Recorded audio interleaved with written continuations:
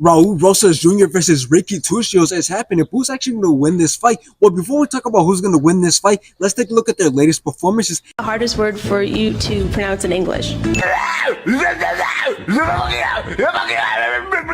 which Raul fought Christian Rodriguez, in which both of the wrestling, grappling, and ground game was great, but Christian ended up outlanding Raul and ended up taking it by decision. For the winner, by unanimous decision, Christian! After this, Raul went on to fight Terrence Mitchell, in which Raul TKO'd Terrence in round 1. I mean, both guys are like, oh, covers up!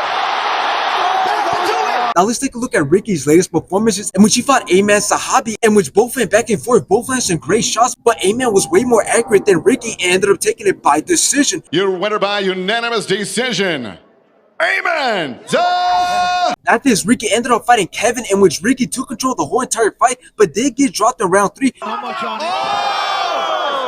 Whoa! Jumping knee, sits down Turcios. But it didn't matter because Ricky still ended up outlanding Kevin and ended up taking it by decision. For your winner by split decision, Ricky!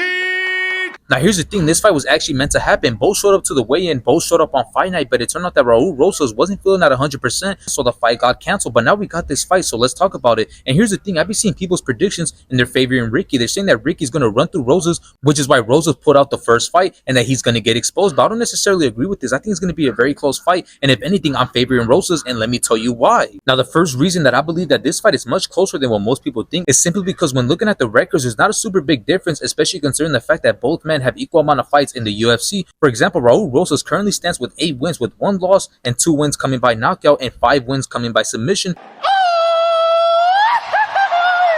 And when looking at Ricky, well, he has 13 wins, 3 losses, and 3 wins coming by knockout, and only has 1 win by submission. So there's not a super big difference when looking at the records, to the point where you can use Ricky's experience as a way to say that he'll beat Raul Rosas. If anything, Raul Rosas' record shows that he could be a big problem when it comes to grappling. But anyways, when talking about how the fight's gonna go, I got Raul Rosas Jr. winning by submission, and that is because in the UFC, he's been able to stop 2 of his opponents. Meanwhile, Ricky hasn't been able to stop any of his opponents. All of his wins are coming by decision, and 2 of those wins are by split decision. And remember, both men only have fought in the UFC 4 times.